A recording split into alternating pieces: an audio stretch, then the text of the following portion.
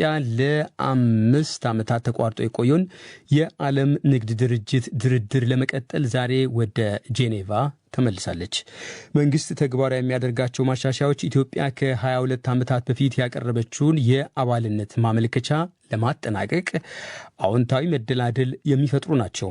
የዓለም ንግድ ውጥረት ውስጥ በገባበት በዚህ ወቅት ኢትዮጵያ ከድርጅቱ አባልነት ምን ታተርፋለች? እሸቴ በቀለ ያጠናቀረው የኢኮኖሚ ዓለም መሰናዶ በዚህ ጉዳይ ላይ ያተኩራል።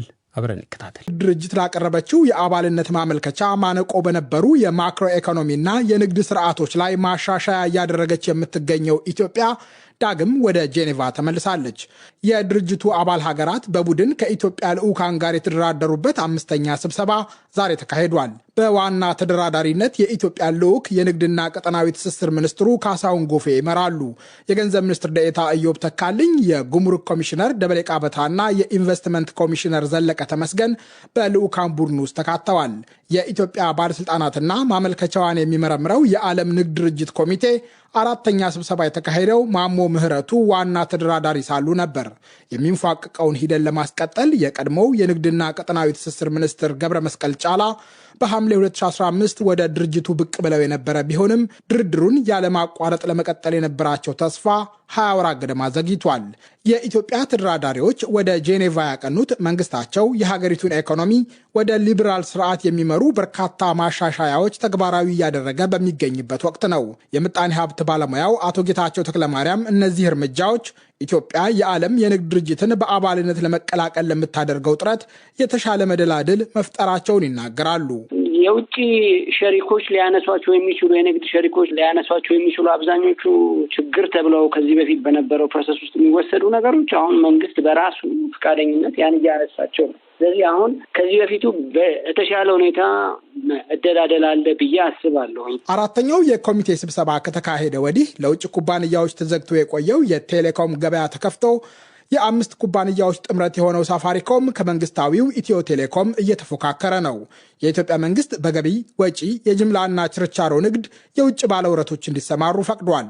የባንክ ስራ አዋጅ ተሻሽሎ የፋይናንስ ገበያው የውጭ ሀገር የፋይናንስ ተቋማትን እየጠበቀ ነው። ይሁንና አሁንም በአባል ሀገራት የሚነሱና ሂደቱ በፍጥነት እንዳይከናወን ሊያደርጉ የሚችሉ ቀሪ ጉዳዮች መኖራቸውን አቶ ጌታቸው ያስረዳሉ።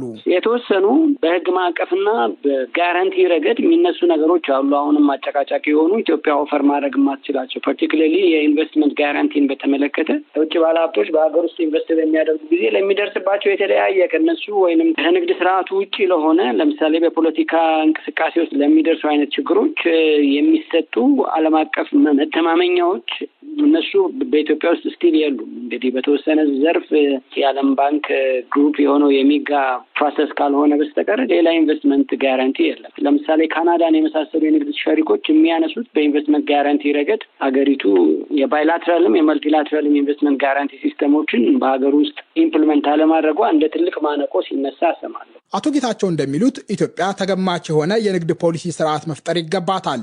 ግልጽ የሆነ የንግድና ፖሊሲ ስርዓት አለመኖር ሌላው በኢትዮጵያ ላይ የሚነሳ ጥያቄ ነው። በንግድና ቀጠናዊ ትስስር ሚኒስቴር የተዘጋጀው የኢትዮጵያ ንግድ ፖሊሲ ረቂቅ ገና ውይይት እየተደረገበት ይገኛል።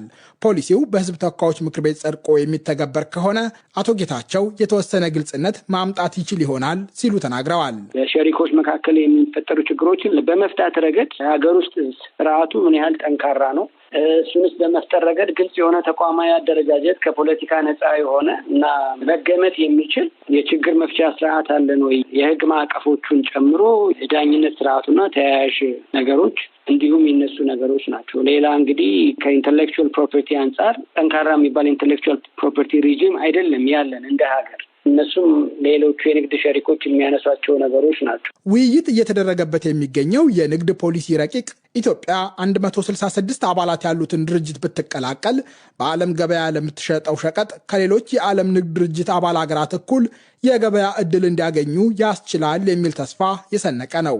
የምጣኔ ሀብት ተመራማሪው ዶክተር በሪሁ አሰፋ የዓለም ንግድ ድርጅት አባልነት ታሪፍ ያልሆኑ ግዴታዎችን በማስወገድ ኢትዮጵያ ወደ ውጭ ለምትልካቸው ሸቀጦች የገበያ ዕድል እንደሚፈጥር ያስረዳሉ። የአውሮፓ ማርኬት ለምሳሌ ውስጥ ለመግባት ሪኳየርመንቶች አሉ። ብዙ ከታሪፍ ውጭ የሆኑ ግዴታዎች አሉ። እነዛ ግዴታዎች ማሟላት ለብዙ የአፍሪካ ኢንተርፕራይዞች ከባድ ነው የሚሆነው። ያ ነው የሚከለክል እንጂ በግሎባል ደረጃ ታሪፍ ብዙ የሚከለክል አይደለም። የኢትዮጵያም ታሪፍ ዝቅተኛ ነው። ኢትዮጵያ ወደ ሌላ ሀገር በምትልክበት ጊዜ ታሪፍ አሁንም ብዙ ከባድ አይሆንም። እነዚህ ናን ታሪፍ የሚባሉ ነገሮች ናቸው። ናን ታሪፍ ደግሞ በምንድን ነው የሚወገዱት? በስምምነት ነው የሚወገዱት። ለምሳሌ ልክ WTO ሜምበር ስትሆን ናን ዲስክሪሚናቶሪ ስለሚሆን ሲስተሙ ይነሳሉ ማለት ነው። ያንን ትልቅ አክሰስ ይሰጠዋል ማለት ነው። በእርግጥም የዓለም የንግድ ድርጅት አባልነት ኢትዮጵያ በይበልጥ ለምትታወቅባቸው የግብርና ምርቶች አዲስ ባይሆንም የወጪ ንግድ ቀረጥን በመቀነስ ሰፋ ያለ የገበያ ዕድል ሊፈጥር እንደሚችል አቶ ጌታቸው ተናግረዋል። ይሁንና አምራቾችና ገበሬዎችን ለማበረታታት የሚደረጉ ድጎማዎች እንደ ወትሮ መቀጠል አይችሉም። ይዘን የምንገባው የግብርና ምርቶች ነው። ብዙ ሀገራት ደግሞ የግብርና ምርቶች ያመርታሉ። እኛ የምናመርታቸውን ምርቶች ጨምሮ የሚያመርቱ ብዙ ሀገራቶች አሉ በዓለም አቀፍ ደረጃ ኢቨን የWTO ሜምበር የሆኑ ሀገራትን ጨምሮ ማለት ነው። እና የWTO ሜምበር ስንሆን ይዘነው የምንገባው ይህንኑ የፕሮዳክት ሊክስ ነው የሚሆነው። ይዘን ስንገባ ደግሞ ከዚህ በፊት ፕሮዳክቶቻችንን ለመከላከል የምናደርጋቸው ነገሮች ግን እንድናደርግ አይፈቀድልንም። ለምሳሌ ሰብሲዲ ገበሬዎችህን ተወዳዳሪ ለማድረግ የምንሰጣቸው ድጎማዎች ይኖራሉ።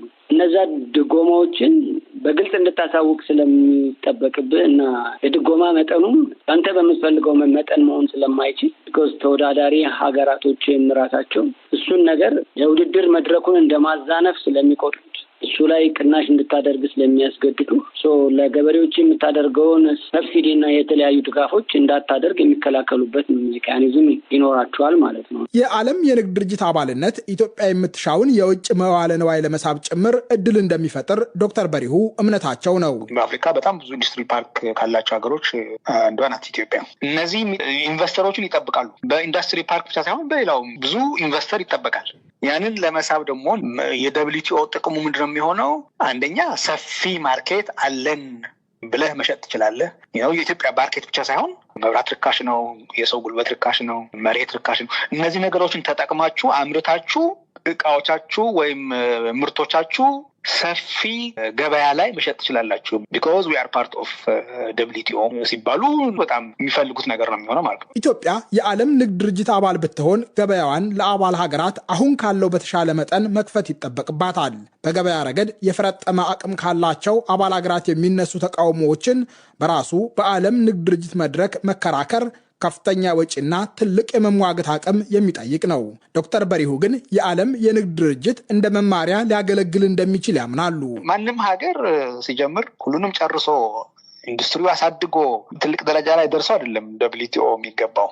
WTO እንደ መማሪያም ነው። ትገባለህ፣ የተወሰኑ ጥቅሞች ታገኛለህ። በሂደት ደግሞ እሱን ያስገድሃል ማለት ፎርስ ያደርጋል። ባይዘው ኮምፒቲሽን ውስጥ ስትገባ የሆነ ሲስተም ውስጥ ስትገባ ሳትወድ ተገደ የምታደርጋቸው ነገሮች ይኖራሉ። ያም የራሱ ጥቅም አለው ማለት ነው። ከ30 ዓመታት በፊት የተመሰረተው ድርጅት በዓለም ንግድ ውስጥ የሚፈጠሩ ውዝግቦችን ለመፍታት እንደ ዳኛ ይቆጠራል። ካናዳና ሜክሲኮ ወደ አሜሪካ በሚልኳቸው ሸቀጦች ላይ የዶናልድ ትራምፕ አስተዳደር የጣለባቸውን ቀረጥ በመቃወም አቤቱታ ያቀረቡት ለዓለም ንግድ ድርጅት ነው። ድርጅቱ በዓለም አቀፍ ንግድ ድርድር የሚደረግበት ብቻ ሳይሆን ሕግጋት የሚበጁበትም ሆኖ ቆይቷል። ይሁን እንጂ ባለፉት ጥቂት ዓመታት አቅሙን እያጣ አባላቱም ብሔራዊ ጥቅሞቻቸውን ለማስጠበቅና ተገዳዳሪዎቻቸውን ለመቅጣት ሕግጋቱን እየጣሱ መሄዳቸውን ባለሙያዎች ታዝበዋል። ኢትዮጵያም ከ22 ዓመታት በፊት አባል ለመሆን የጀመረችውን ሂደት በዓመት ውስጥ ለማጠናቀቅ ቆርጣ የተነሳችው የዓለም የንግድ ስርዓት ጫና ውስጥ በሚገኝበት ወቅት ነው። የተባበሩት መንግስታት በማደግ ላይ የሚባሉ ሀገራትን ጥቅም ለመደገፍ ያቋቋመው የንግድና ልማት ሴክሬታሪያት ባልደረባ የሆኑ አንድ ከፍተኛ ባለስልጣን እንደ ኢትዮጵያ ያሉ ታዳጊ ሀገሮች የዓለም የንግድ ድርጅት አባል መሆናቸው በቅርብ ጊዜ ውስጥ ምንም ጥቅም አያመጣም የሚል እምነታቸውን ለዶይቼ ቬለ አጋርተዋል። አቶ ጌታቸውም ቢሆኑ ሀገራት ወደ ተናጠል የንግድ ስምምነቶች ፊታቸውን በሚያዞሩበት በዚህ ወቅት ኢትዮጵያ ይህ ነው የሚባል ጥቅም ከዓለም የንግድ ድርጅት አባልነት ታገኛለች የሚል እምነት የላቸውም። በዚህ ሰዓት WTOን ጆይን ለማድረግ የሚደረግ እንቅስቃሴ ከጥቅሙ ጉዳቱ ያመዝናል ባይ ነኝ። ለምንድን ነው ተቋሙ በአባላ ሀገራቱ የሚታመን በአባላ ሀገራት መካከል የሚፈጠሩ ችግሮችን በመፍታት ረገድ ጠንካራ ስርዓት ያለው የማስገደድ አቅም ያለው እና ተደማጭነት ያለው ተቋም ቢሆን ምናልባት ጆይን በማድረጋችን የምንጠቀመው ነገር ይኖራል ብዬ አስባለሁ። ጊዜው ግን ተቋሙ ላይና ተቋሙም በሰራቸው ስርዓቶች ላይ ከፍተኛ የሆነ ጥያቄ የሚነሳበት የተቋሙም መኖር በራሱ ጥያቄ ውስጥ የገባበት ጊዜ ነው። ዓለም አቀፍ የንግድ ስርዓቱ እንደምታየው ሀገራት የንግድ ፍላጎቶቻቸውንና በንግድ ረገድ ያላቸውን አምቢሽን በራሳቸው እጅ ውስጥ ለማስገባት የሚፎካከሩበት ጊዜ ነው። ኢትዮጵያ የዓለም የንግድ ድርጅት አባል ከመሆኗ በላይ በድርድሩ የምታልፍባቸው ሂደቶች ለኢኮኖሚዋ የተሻለ ጥቅም እንደሚኖራቸው አቶ ጌታቸው ያምናሉ።